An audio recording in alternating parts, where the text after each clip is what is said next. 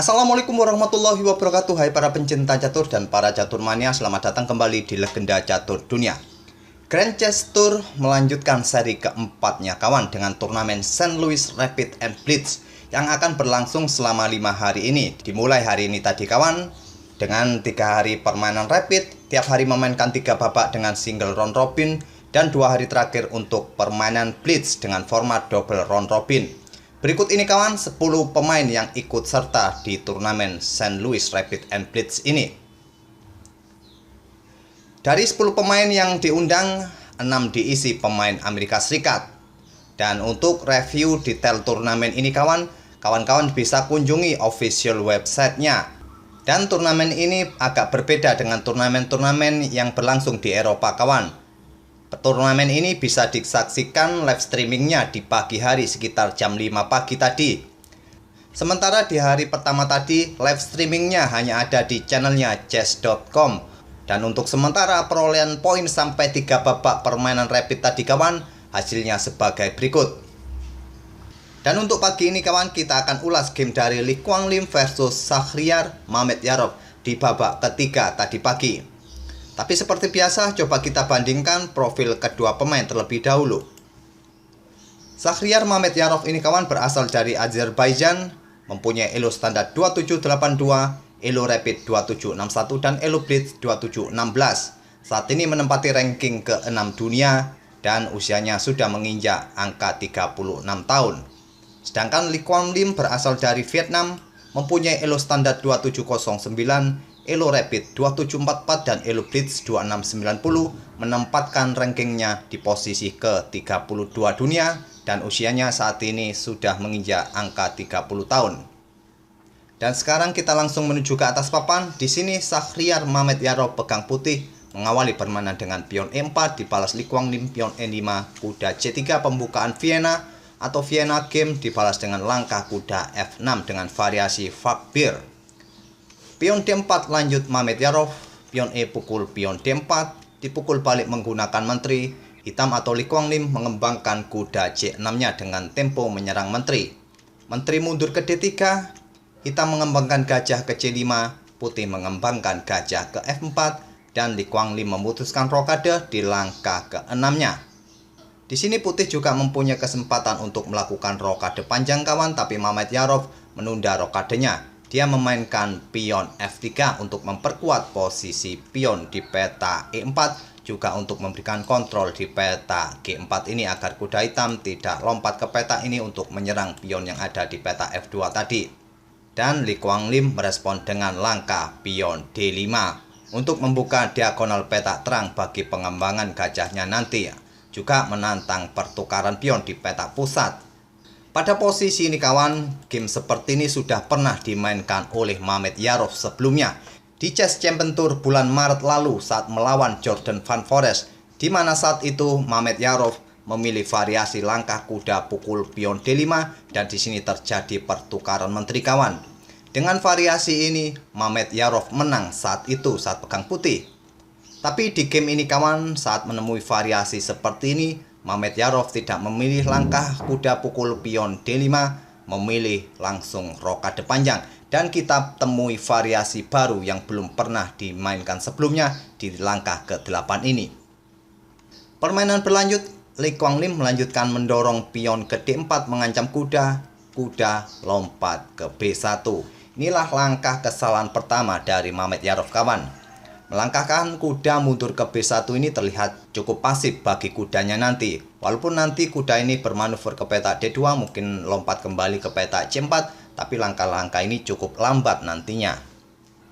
Mungkin tadi pada posisi ini langkah kuda ke peta A4 bisa jadi pilihan bagi kuda putih untuk memberikan serangan bagi gajah hitam ini.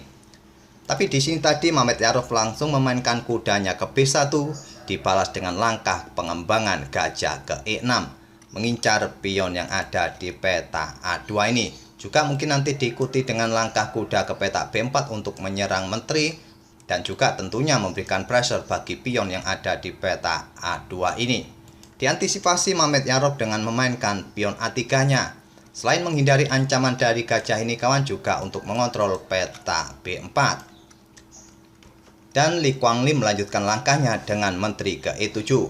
Di langkah ke-10 ini kawan, tahap pembukaan hitam sudah selesai.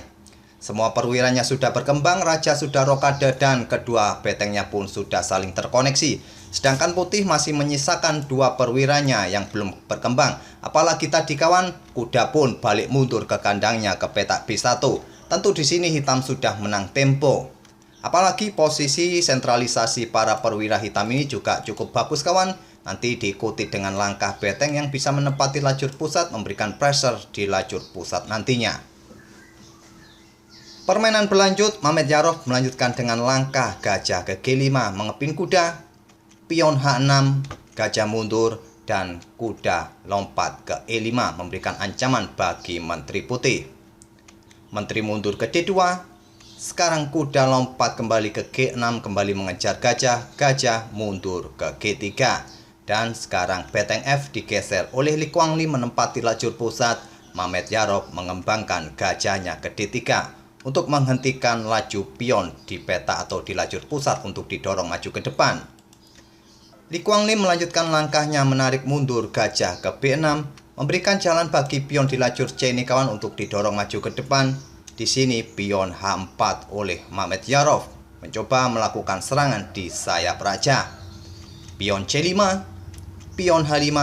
Li Kuanglim tidak memindahkan kudanya dari ancaman pion H, dia memberikan ancaman sendiri bagi gajah putih di D3. Pion H pukul kuda di G6, pion hitam pukul gajah di D3, dan menteri pukul balik pion hitam. Selanjutnya Li Kuanglim memainkan beteng A digeser ke C4. Kedua beteng hitam sudah menempati dua lajur pusat kawan, tentu tekanan semakin berat bagi putih. Dan Mamet Yarov merespon dengan langkah pion E5.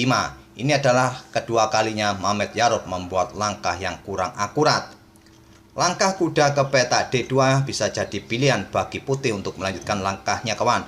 Selain untuk mengontrol petak C4 ini, karena terlihat ancaman berikutnya adalah gajah bergerak ke petak ini kawan. Setelah betengnya tadi digeser ke lajur C ini, juga memainkan kuda ke petak D2 ini memberikan keleluasaan raja untuk bergeser ke sisi papan agar tidak satu lajur dengan beteng hitam ini. Tapi di sini tadi Mamet Yarov memainkan pion E5 mengancam kuda, dibalas dengan gajah C4 mengancam menteri.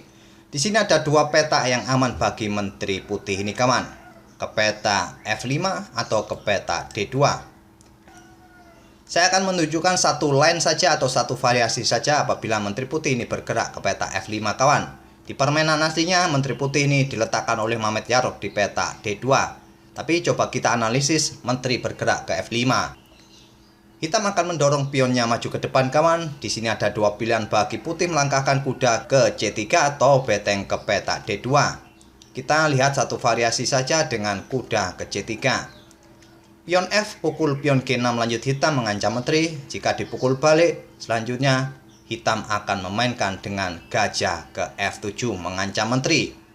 Setelah menteri mundur, hitam akan melakukan pengorbanan pertukaran perwira. Jika dipukul balik, selanjutnya ancaman skakmat tak akan terhentikan lagi kawan. Itulah satu variasi yang bisa terjadi kawan apabila pada posisi ini menteri bergerak ke peta F5. Di permainan ini Mamet Yarov menarik mundur menterinya ke D2 dan Li Kuanglim melanjutkan dengan langkah gajah ke B3. Memberikan ancaman skak berikutnya kawan dengan pukul pion C2 ini untuk mendapatkan menteri putih. Mamet Yarov melanjutkan permainannya dengan pion E pukul kuda memberikan ancaman bagi menteri hitam. Dan sekarang menteri hitam bergerak ke E3. Tetap memberikan ancaman skakmat kawan, nantinya beteng pukul pion di C2. Jika pada posisi ini menteri pukul menteri, selanjutnya ancamannya tetap skakmat. Di sini Mamet Yarov memilih langkah pion G pukul pion F7 skak. Tapi setelah dipukul balik oleh Raja Hitam ini, Mamet Yarov menyerah di langkah ke-23. Sebuah permainan yang cukup cepat kawan dari Mamet Yarov, kalah di langkah ke-23. Apabila pada posisi ini permainan tetap dilanjutkan dengan variasi mungkin menutup ancaman skakmat dengan kuda ke C3 mengorbankan kudanya. Hitam akan pukul kuda mengancam menteri, menteri pukul menteri, dipukul balik oleh gajah skak, ditutup oleh beteng atau raja bergeser, silakan otak-atik sendiri kawan. Pion pukul beteng skak, raja ke D1, gajah pukul pion skak, raja ke E2 pion promosi skak, raja pukul gajah, dan menteri ke D2 skak mat.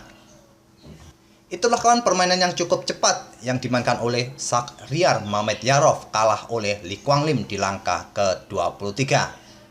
Semoga permainan kedua pemain tadi bisa menghibur kawan-kawan di pagi ini, dan mungkin nanti sore kita coba ulas satu game lagi kawan dari turnamen ini. Kita akan bertemu di video-video berikutnya. Terima kasih. Wassalamualaikum warahmatullahi wabarakatuh.